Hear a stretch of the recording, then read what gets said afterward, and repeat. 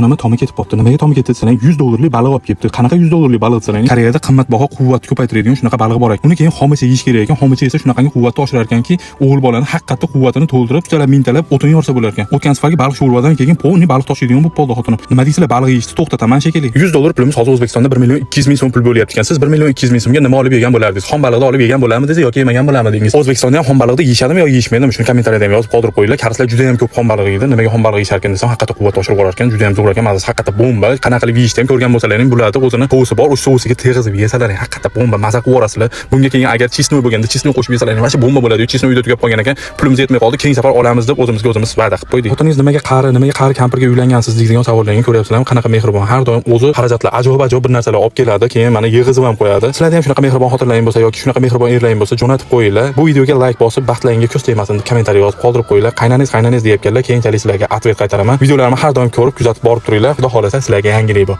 Qaynanammi yo xotinimmi?